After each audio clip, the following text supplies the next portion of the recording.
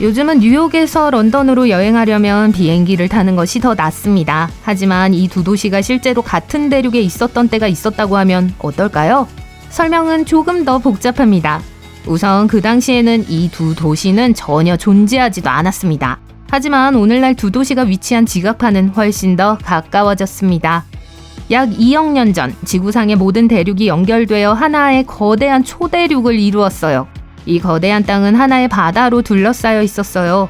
오늘날 우리는 이 거대한 대륙을 판게아라고 불러요. 이 대륙의 일부가 분리되고 서로 멀어지면서 지금의 지도가 만들어졌어요.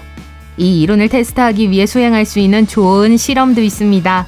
온라인에서 지도를 찾아 종이에 프린트하세요. 그런 다음 모든 대륙을 오려내기만 하면 돼요.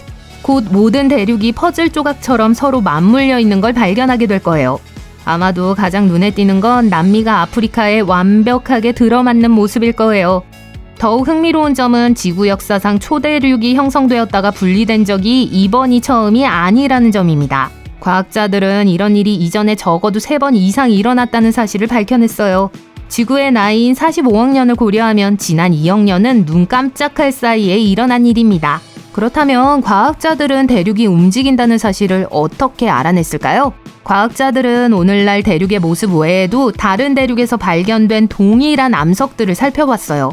이들은 동일한 광물로 동일한 기상 조건에서 형성된 것처럼 보였습니다. 또 다른 비밀 조력자요? 바로 공룡이죠. 남미와 아프리카에서 같은 종의 공룡 화석이 우연히 발견됐어요.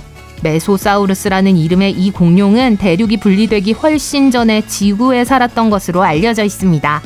대륙이 하나뿐이었던 지구에서의 삶이 어땠을지 상상하기 어려워요. 우선 기후가 매우 달랐을 거예요.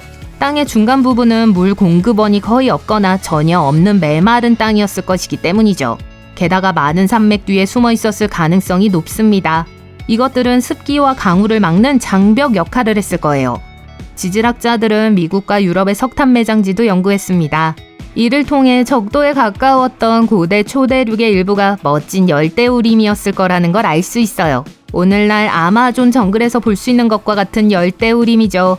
석탄은 식물과 동물의 잔해가 늪에 갇혀 있을 때 나타납니다. 물에 의해 충분한 압력이 가해지면 이 물질은 먼저 토탄으로 변한 다음 석탄으로 변해요. 지구는 1억 년 이상 이 대륙 구조로 존재해왔습니다. 그리고 이 기간 동안 지구에는 이미 많은 생명체가 번성했어요. 곤충이 살기 좋은 시대였죠. 딱정벌레와 잠자리와 같은 동물들이 번성했어요. 같은 시기에 모든 포유류의 전신인 당국류가 지구를 돌아다녔어요. 판게아의 생명체는 그다지 좋지 않은 시기에 심각한 타격을 입었습니다. 약 2억 5,100만 년 전에 혜성이나 소행성이 지구 표면에 착륙한 것으로 추정되어 모든 해양동물의 90%와 육지에 사는 생물의 70%가 갑자기 사라졌다는 점에서 소행성 또는 혜성이로는 꽤나 잘 맞는 것 같아요. 하지만 혜성만이 대량 멸종의 유일한 원인은 아닐 수도 있습니다. 동시에 북아시아에서 중요한 화산 활동이 일어나면서 지구의 생명체에 혼란을 가져왔을 수도 있어요. 우리는 눈치채지 못할지 모르지만 대륙은 지금 이 순간에도 계속 움직이고 있습니다. 위성사진의 도움으로 우리가 지금 보고 있는 이 지형이 마지막은 아닐 것입니다. 예를 들어 호주는 천천히 아시아 쪽으로 이동하고 있어요. 하지만 대륙이 여전히 이동하고 있다는 가장 중요한 증거는 아프리카 동부 지역입니다. 이 지역은 다른 지역과 분리되고 있어요. 이를 목격하려면 지구상에서 가장 뜨거운 곳 중 한 곳으로 여행해야 합니다. 하지만 아프리카 대륙 동부의 이 땅에 도착하면 곧 물로 인해 둘로 갈라질 바로 그 지점 위에 있게 될지도 모릅니다. 이 지역 아래에서 세계의 지각판이 서서히 떨어져 나가고 있습니다. 이 데이터가 정확하다면 먼 미래의 아프리카는 둘로 나뉘고 두 지역 사이에 새로운 바다가 생겨날 거예요. 이 이론을 뒷받침하기 위해 과학자들은 수년 동안 에티오피아 사막의 56km 길이의 균열을 면밀히 연구해왔습니다. 이 새로운 바다가 형성되려면 500만 년에서 1000만 년이 걸리는 것으로 추정됩니다. 지구의 지각은 끊임없이 움직이는 여러 지각판으로 이루어져 있기 때문에 이곳은 그 과정을 연구하기에 완벽한 장소예요. 이 판들은 모두 불규칙한 모양을 하고 있으며 항상 서로 부딪히거나 아래 또는 위로 미끄러지기도 해요. 사막 아래에서 발견되는 세 개의 지각판도 서로 다른 속도로 움직이고 있어요. 그중 하나인 아라비아판은 아프리카에서 매년 약 2.5cm의 속도로 미끄러지고 있습니다. 다른 두 판은 매년 1.25cm에서 5mm 사이로 조금 느리게 움직이고 있어요. 이러한 움직임이 일어나면서 지구 내부 깊은 곳에 있던 물질이 지표로 올라와 가장자리의 해양 지각을 형성합니다. 이 모든 움직임은 다음 초대륙이 언제 어떻게 형성될지 궁금하게 만들어요. 지금까지 과학자들은 노보 판게아, 판게아 울티마, 아마시아 등 각각 고유한 이름을 가진 몇 가지 가능한 구성을 생각해냈습니다. 대륙이 시간이 지남에 따라 실제로 어떻게 그리고 왜 움직이는지 확실하지 않기 때문에 이러한 모든 예측은 다양합니다. 한 가지 단서는 판게아가 처음에 어떻게 분리되었는지를 살펴보는 것일 수 있습니다. 어쨌든 각 시나리오에 따라 다음 미래의 대륙을 보는 데는 1500만 년에서 1억 년이 걸릴 거예요. 노보 판게아는 현재의 움직임이 계속될 가능성을 보여줍니다. 이 시나리오에서는 태평양이 계속 확장되는 동시에 태평양은 더 작아질 거예요.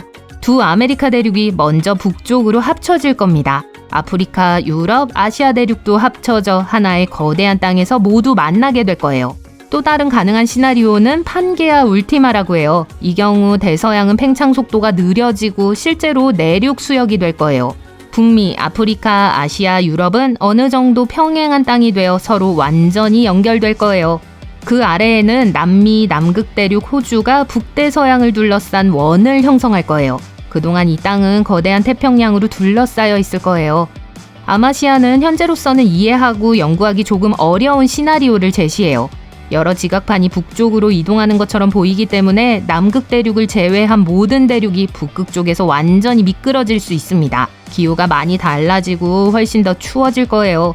이 시나리오에서 태평양과 대서양은 모두 개방된 수역으로 남게 될 겁니다. 과학자들은 지구 내부 깊은 곳, 멘틀이라는 부분에 판게아가 남긴 몇 가지 이상현상 때문에 이런 일이 실제로 일어날 가능성이 있다고 생각해요. 지구의 미래를 더 멀리 내다보면 약 10억 년 후에는 태양의 광도가 약 10% 정도 더 높아질 것으로 추정돼요. 따라서 지구의 대기는 습한 온실과 매우 흡사해질 겁니다. 추가된 열로 인해 지구의 모든 수역은 빠르게 증발하기 시작할 거예요. 지금부터 40억 년이 더 지나면 지구의 온도는 곧 금성과 비슷한 모습으로 변할 거예요. 너무 뜨거워져서 지구 표면이 녹아 없어지기 시작할 수도 있어요.